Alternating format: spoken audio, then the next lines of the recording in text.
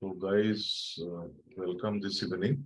So yesterday we finished what is correlation, what is covariance, what is correlation, what is covariance, what is correlation, covariance, and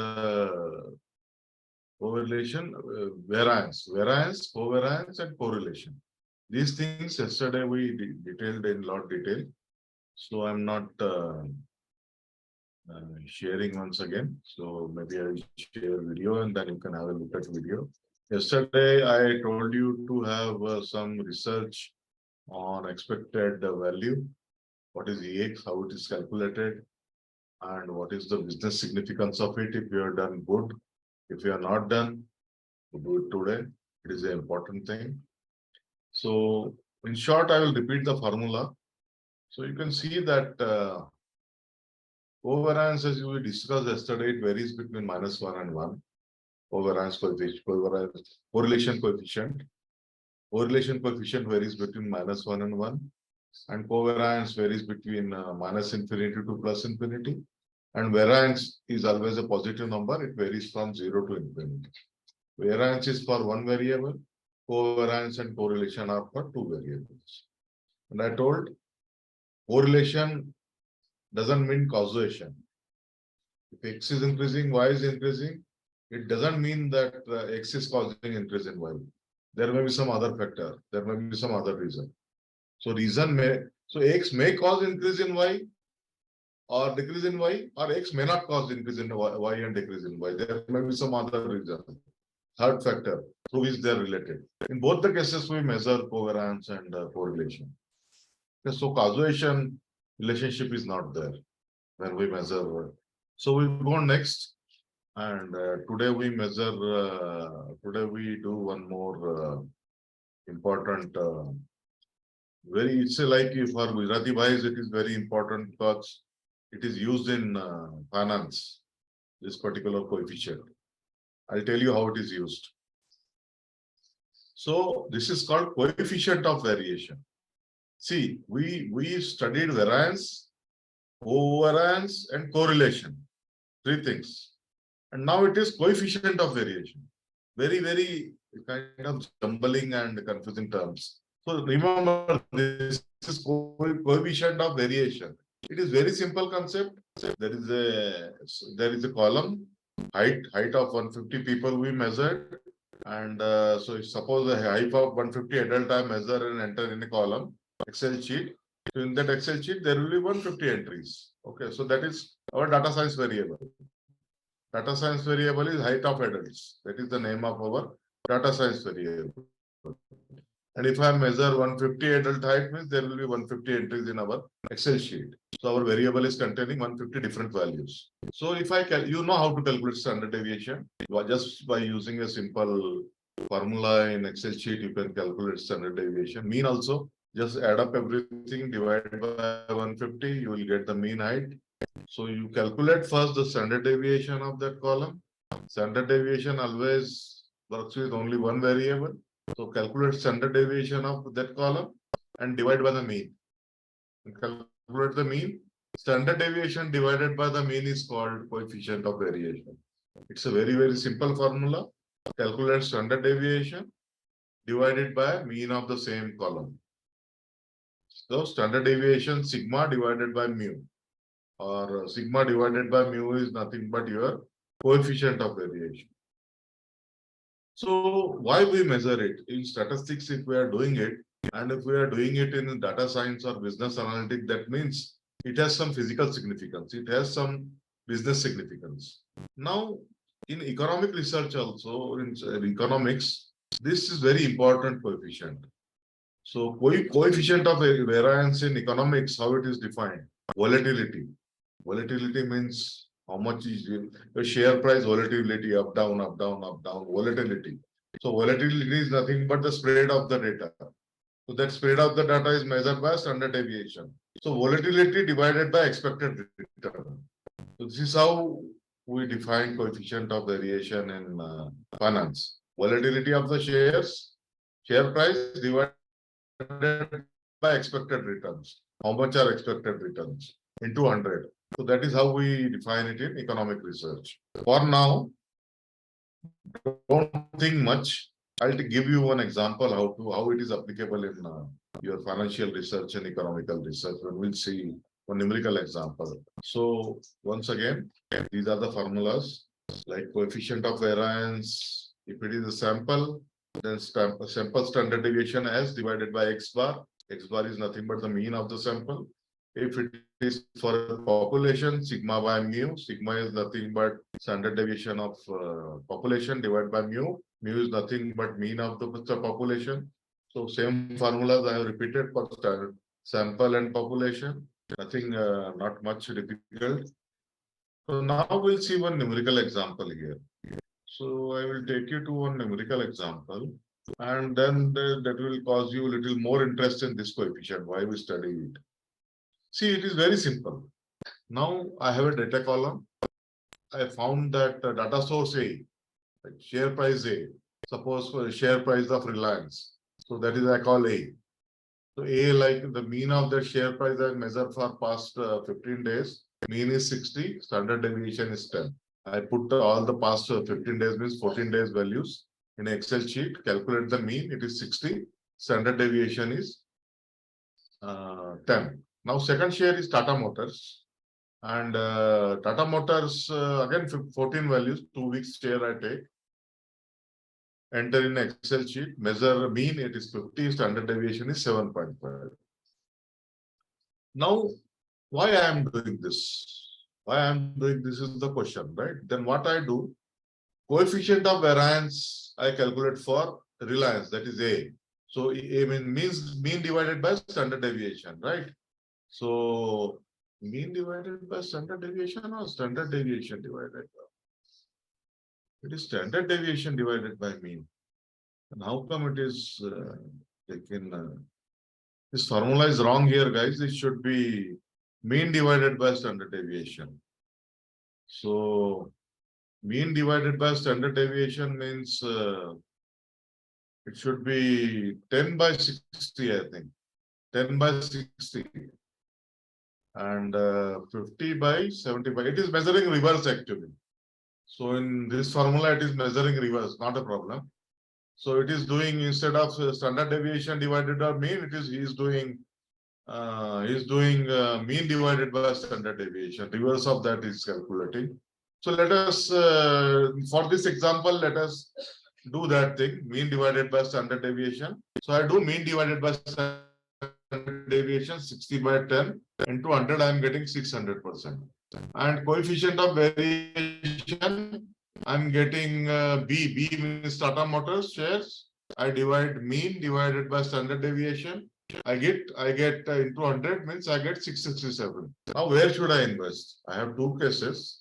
One is Reliance. I calculated mean divided by standard deviation for that, Reliance, and then Tata Motors, 15 days price, 14 days price. Again, I did mean divided by standard deviation for Tata Motor. I got 667. So Reliance value is coming 600%, and Tata Motor value is coming as 667. So where should I invest? Decision is given below. Read the blue line. Based on the result, the organization or some share dalal, the share broker, decides to invest in target audience A. He will decide A because it offers a lower coefficient of variance. So for this financial purpose, he has reversed the definition of calculate the standard. He has reversed the definition. Instead of standard deviation by mean, he has done mean by standard deviation. No problem. We can assume for financial, when we are working with financial data, we can do by mean divided by standard deviation. So do mean divided by standard deviation. Whosoever values less, go with that go with that investment. So I will for Reliance, which is my A case, my mean divided by standard deviation is 600%, and in Tata Motors, mean divided by standard is 667%. So I'll go with A. Why A? Because see, you will find that why I am going with A. If a share is too much volatile, it goes up a lot, it goes down a lot. It's a very risky share.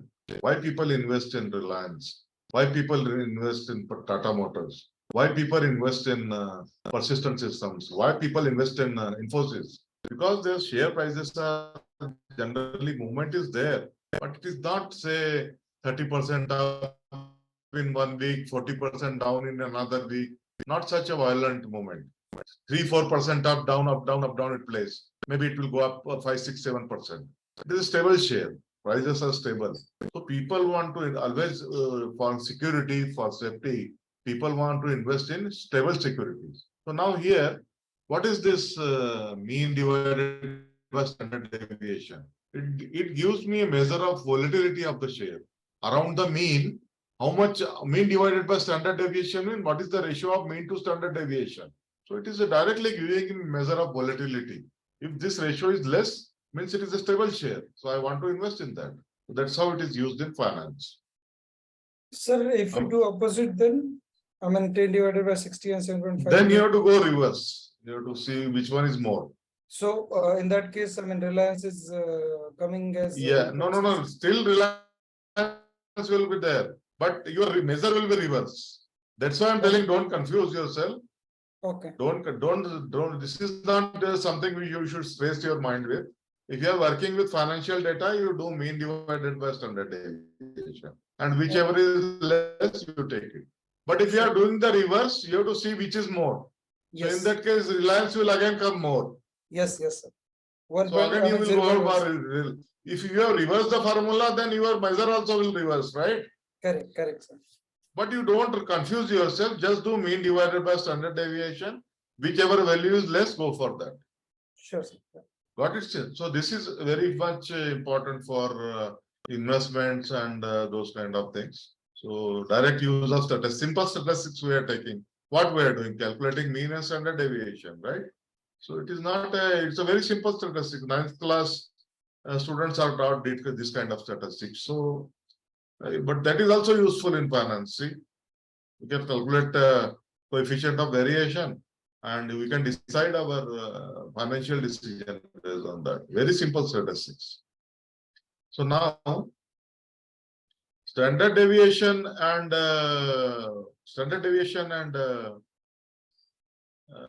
first, what is comparison? I'm comparing now standard deviation and coefficient of variance.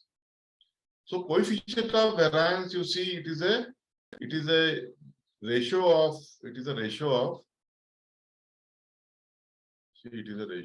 here. See, it is a ratio of mean.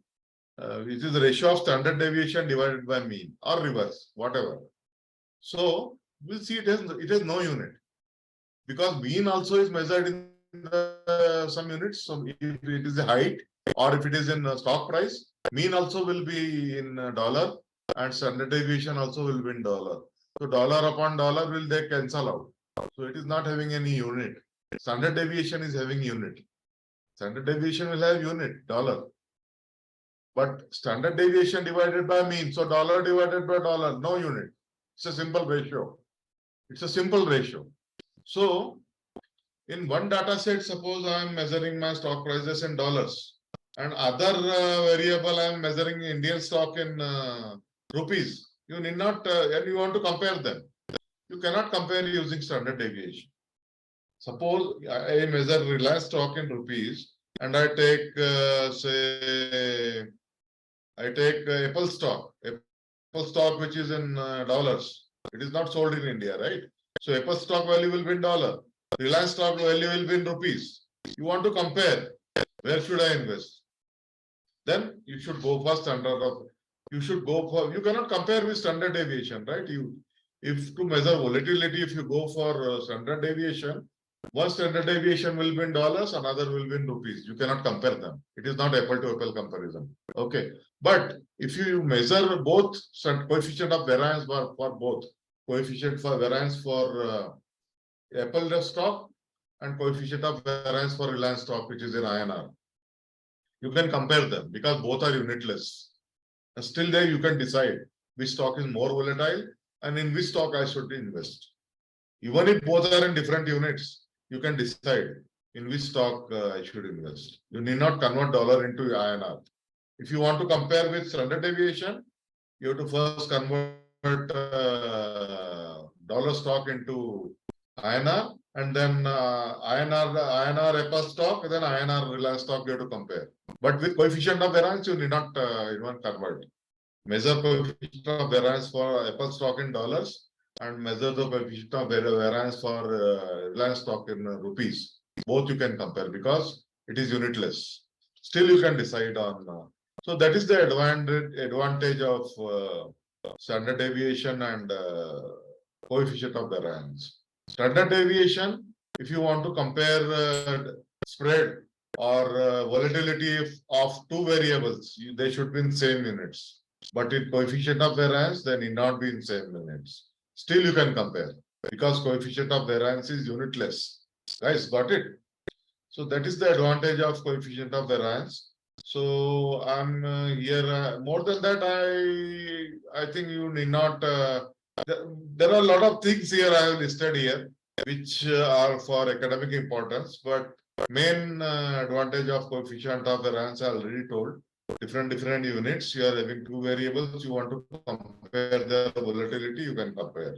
That is the main advantage of coefficient of variance. So more than that, there are a lot of things written here, which are from academic point of view. So when I share the PPT with you, PPT is already shared actually. Yesterday I shared the PPT in group. So you can go through it and therefore more for academic importance. So now coefficient of variance, as you see, I have listed one good article here, which you want more details or more examples, you can go through that. Then now two things we'll do now. Variance. Now we have done variance, we have done coefficient of variance, we have done covariance. So and variance, coefficient of variance, covariance, and correlation. These four things we have done. Very confusing and very closely related. So you remember them in order. So first of all, variance, one single variable. Coefficient of variance, that is also for one variable. Simple standard deviation divided by mean or mean divided by standard deviation. So that is also for one variable. Then go for covariance. It is for two variables, but it depends on unit and scale. It varies from minus infinity to plus infinity. And last, you remember coefficient of correlation. Correlation coefficient. That is also between two variables, and it is a standardized version of covariance, and it varies between -1 and 1. So it is how you have to remember these four things. Okay. So now I will not repeat. And you can see this PPT if you have more confusion, or you can ask a question anytime. So now I'll take a stop here for a minute. And if anyone has any question, I think they can ask me right now. Like Amit, Anup, Jignesh, Sarthak.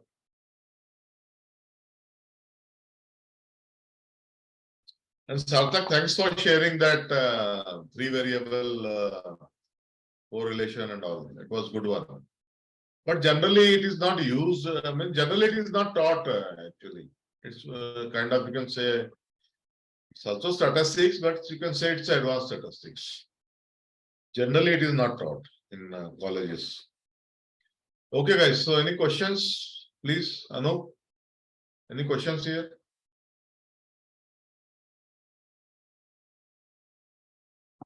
Anup, are you there? No, sir, no. Anup, are you there? No questions. Okay. So Sarthak, Jignesh, Anamit, any questions? No, sir. questions. Yes, sir. Okay, so these four things you have to remember without confusion. I am teaching you because I want to remember it forever. Because if I teach you once, I will never forget. That's how you have to also do. Sometime, if you want to make it 100% pakka, use my PPTs only and teach to your juniors. Then you will never forget. And why I am teaching? Because I want to remember it. That's why I'm teaching you. Guys. So now We'll study two things and we will end for today.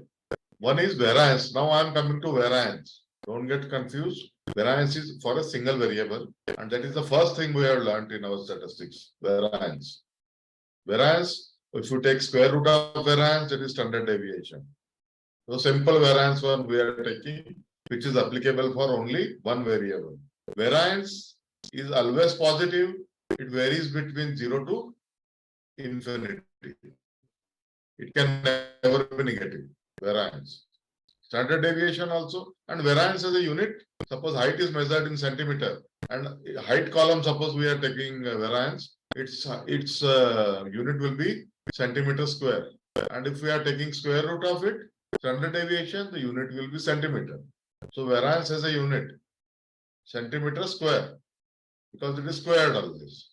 And you see the formula, it is squared. And standard, why we take standard deviation, which is simple square root of variance, because it is has the same unit as height.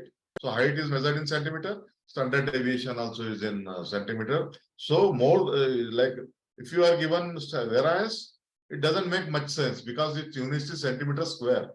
Centimeter square is no physical quantity. But if I say standard deviation, then it makes meaning to you because standard deviation unit is also same as height. Okay, so that's why we take square root of variance to so that it is in same unit as the variable. So now there are two things. Variables can be two ways. First of all, whatever we are talking, all this jugglery, we are talking since yesterday. So here reference is random variable. So random variable should be random. Variable should be random. So if you are confused, what is a random variable? If you don't know the statistical definition of a random variable, I'll again suggest you go to Sharanam, Google Sharanam Gachami, Google got the research and educate yourself what is a random variable. So whatever we are talking is in reference to random variables, first of all.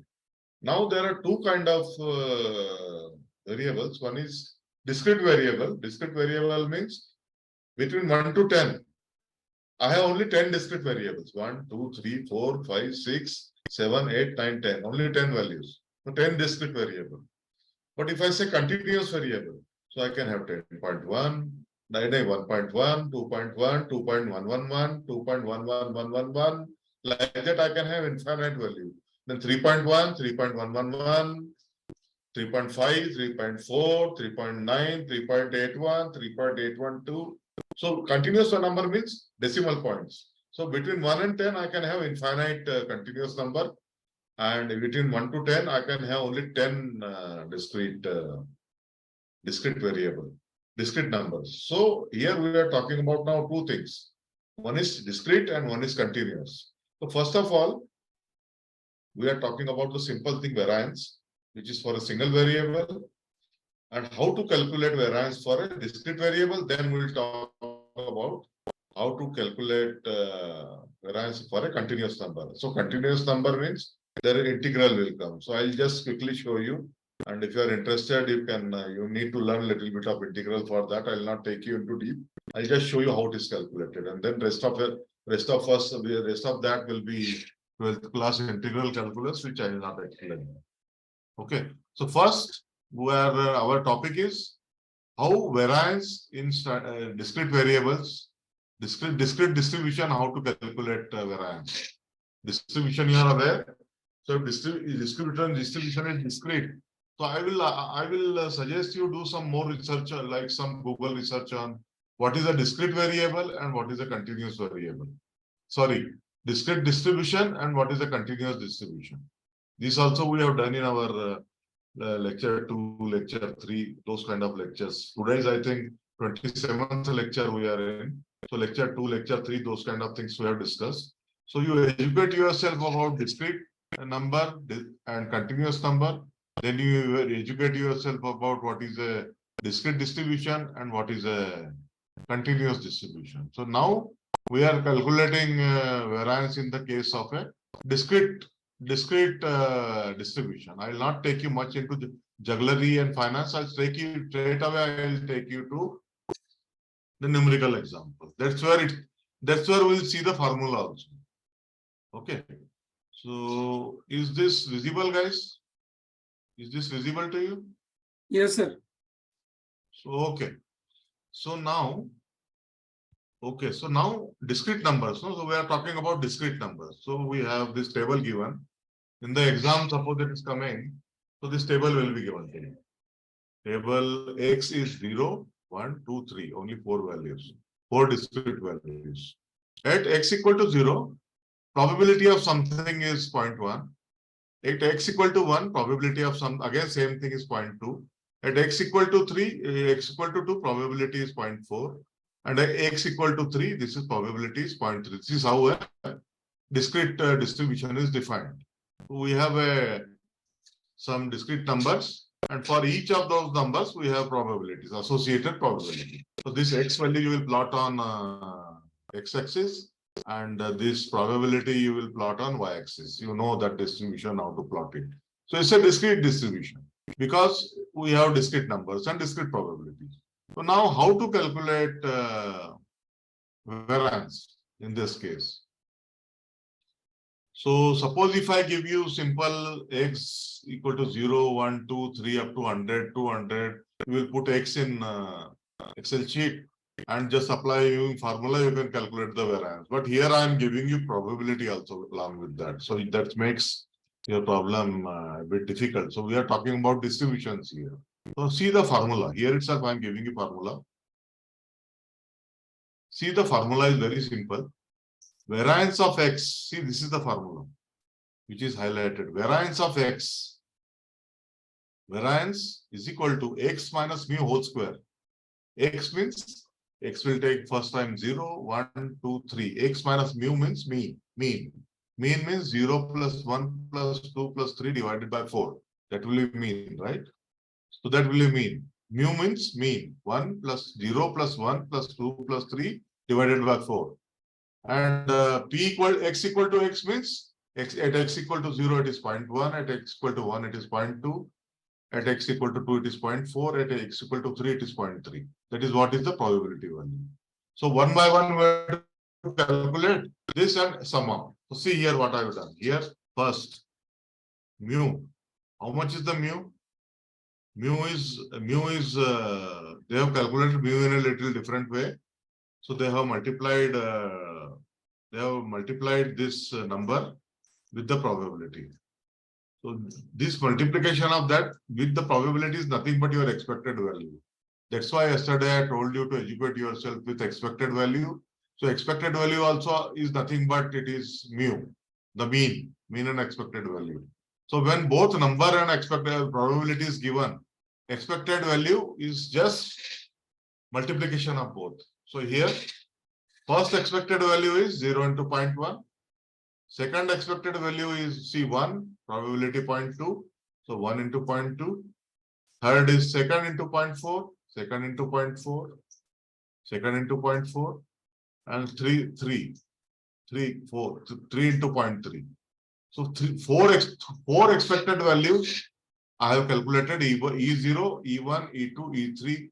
These four expected value I have calculated and added up. So that gives me the expected value of total distribution. So that's how I will calculate. Very simple. Now see the formula X minus mu whole square.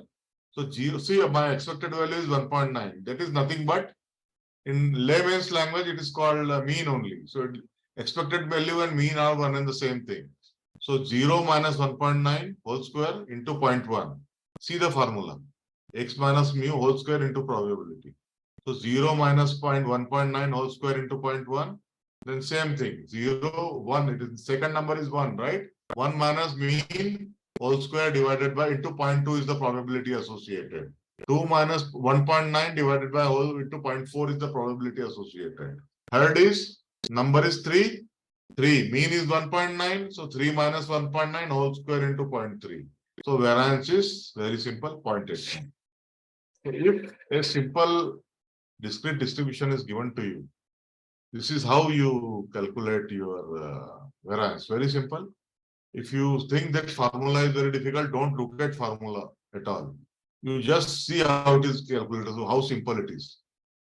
Just calculate the mean. Every number, take a difference of mean and number, multiplied by associated probability. That's it.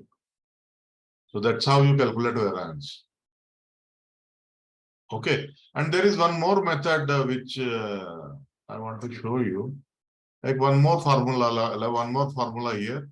EX square, expected value, square it and find the expected value, and EX whole square. You understand the difference between formula. Here, the variable itself is squared, and then we have found expected value. Here, we have found the expected value and squared it. So this formula, if you want to apply, so suppose EX I want to apply it, I have already calculated, which is nothing but mu, 1.9. EX square. So EX square I want to find out, right? So first I will square the number. So 0 squared, 1 square, 2 square, 3 square. I multiply it by associated probability. 0 square into 0.1, 1 square into 0.2, 2 square into 0.4, 3 square into 0.3. 1.4.5. And variance is EX square minus EX whole square. 4.5 minus 1.9 whole square.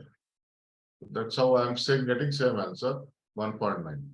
So these are the two ways to calculate variance if data is given to you in this format. This is what? This is nothing but data of a discrete distribution. If discrete distribution data is given, then these are the two methods to calculate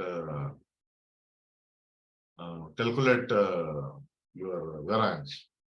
If I give you simple x, if I give you only x, only these values, 0, 1, 2, 3, then it is a different problem. That is not a distribution. In distribution means always probability also will come. But if I'm giving you only x, you can simply put it in Excel sheet, find out the variance or standard deviation or whatever you want. But if it is a distribution, then with every number, there will be associated probability. So these are the two methods to find variance in that case. So I take a minute to stop here, and then if you have any question, you can ask that question. Otherwise, I take you to the expected value of continuous variable. I'll take you till integral, and after that I will leave it to you, because integral, how to solve an integral is not in the scope of this class. Okay, so their integral will come. That is little bit involved actually, but it is very simple in the case of a random variable. Discrete variable. Any questions, guys? Amit, Anup, Jignesh, Sarthak, any questions? No, sir.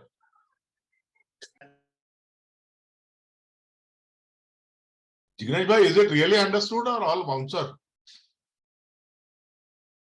No, sir. It's a Understood, proper. sir. You Yeah. explain. Yes, sir. And Sarthak bhai, Anup bhai, is it understood? Yes, sir. See, first of all, if you have forgotten what is the random distribution, then this is the random distribution. There will be a number which we will plot on x-axis, and there will be associated probability. So probability can be of any phenomenon. Maybe say, if suppose 0 bowler plays, all our batsmen, then probability of winning is only 0.1. If 1 bowler plays, then probability of winning is 0.2. If 3 bowler play, the probability of winning is 0.3. Like that you can do. Probability can be of anything, any phenomenon, like that. So x will be plotted on x-axis, probability will be plotted in increasing order on y-axis. There will be a curve here. So that will not be, in the case of discrete distribution, it will not be a curve, it will be a bar chart. And same thing if you plot for a continuous distribution, it will be a smooth curve. Okay, guys. Any questions, Anup? Any question? No, sir. Okay, so I assume that next class also you can ask the question. So I assume now the continuous number. So continuous, like the number I have explained you, between 1 to 10, I can have only 10 discrete numbers, 1, 2, 3, 4 till 10. But I can have infinite continuous number.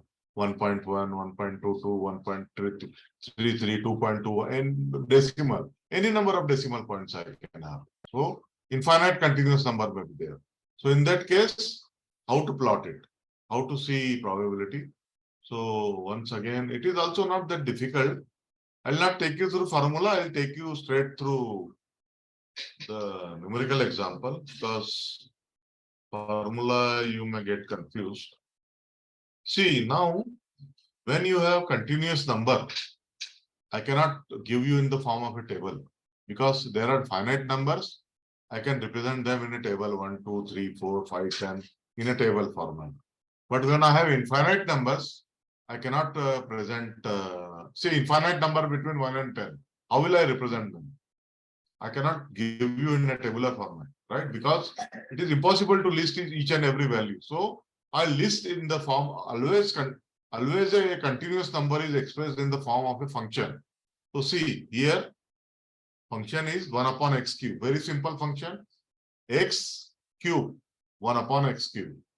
1 upon x cube is the function. Between, so the lower limit is 2 and higher limit is 10. So right now we are talking about between 1 and 10. So now our limits are different. We are talking about 2 and 10. So between 2 and 10, our continuous function, continuous number varies according to what? According to this function.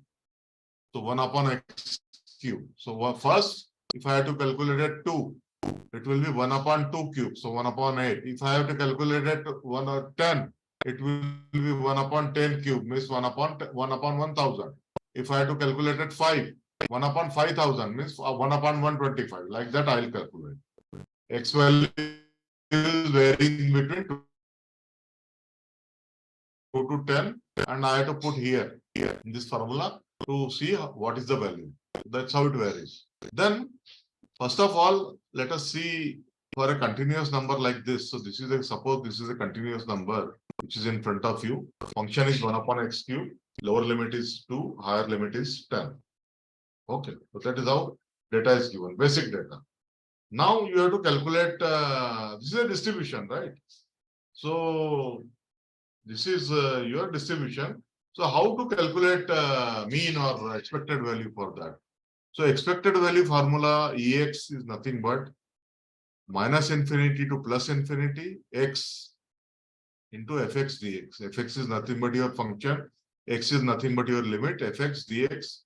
This is the function. Minus infinity means lower limit. Plus infinity means higher limit. So here, in our case, it will transform to integral of limit a, lower limit a, upper limit b. So a is equal to 2, b is equal to 10, x, fx dx. See here now, same thing if I put here in this third step.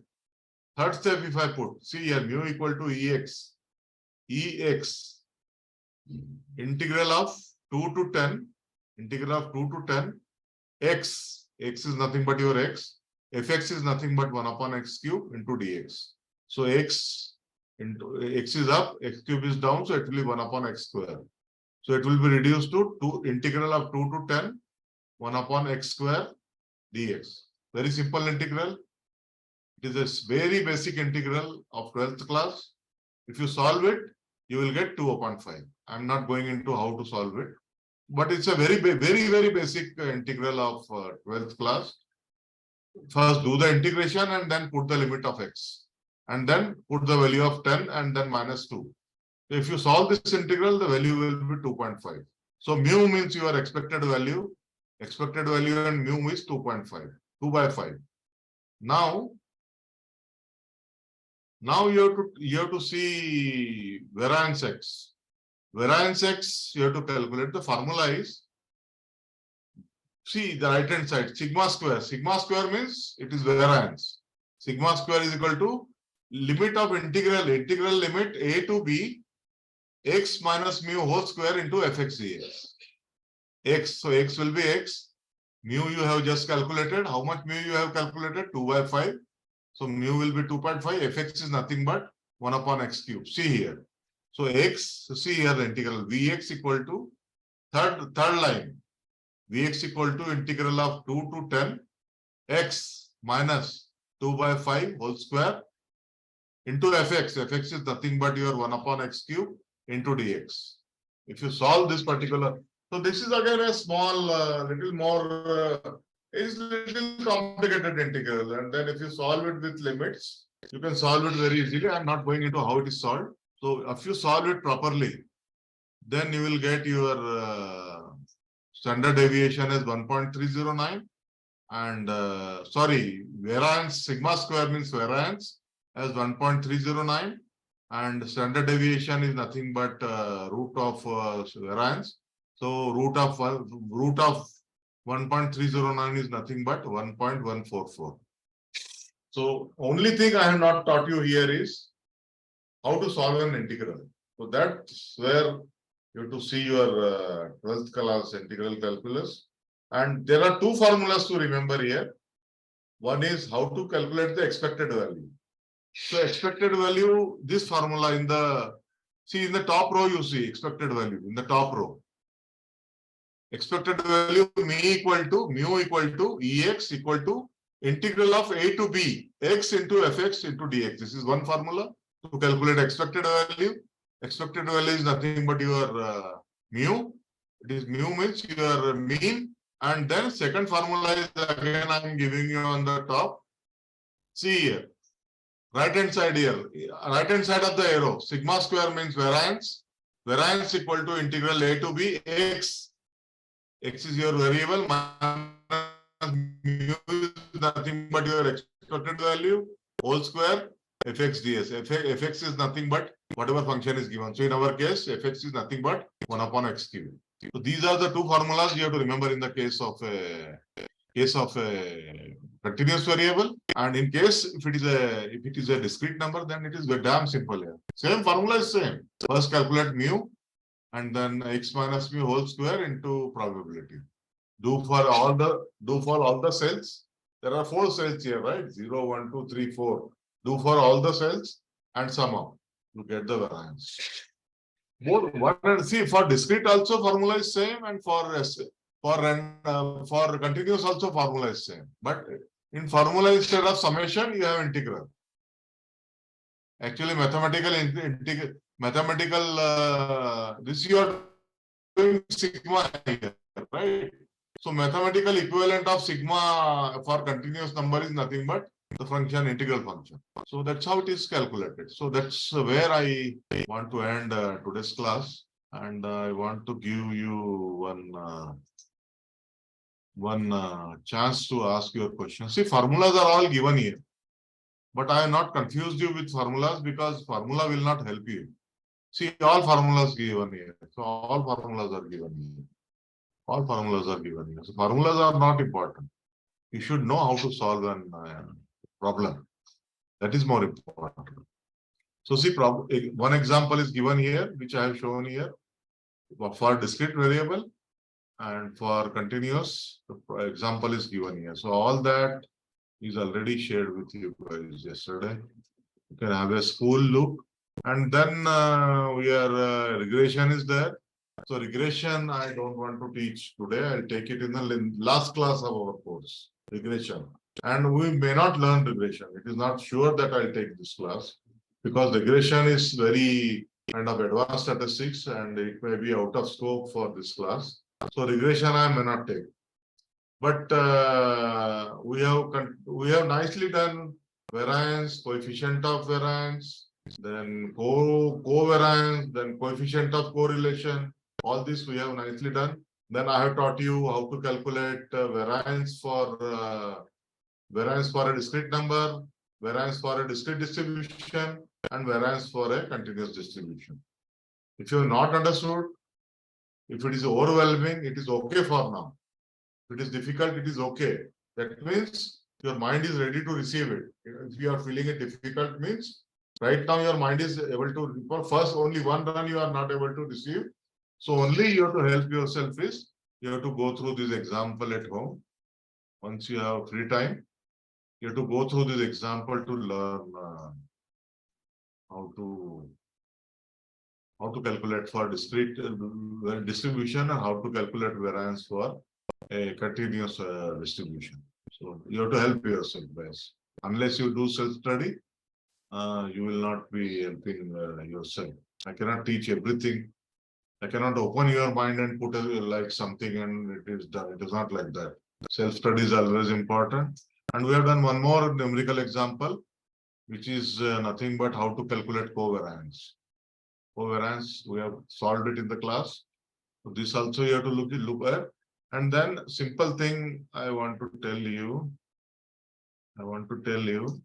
If you have calculated the covariance, then simple take, then the same standard deviation divided by product of standard deviation of x into standard deviation of y, you will get the coefficient of correlation. So once you have covariance value, calculating coefficient of correlation is very easy. Just take a product of standard deviation of x and standard deviation of y, put it in denominator. That's all. That's what it is.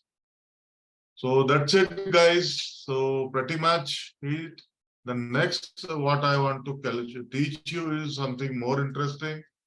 So I want to teach you next. Next I want to teach you is this.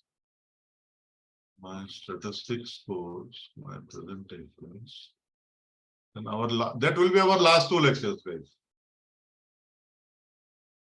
So where is lecture 11? Yeah. So you might have heard a lot of tests in statistics, right?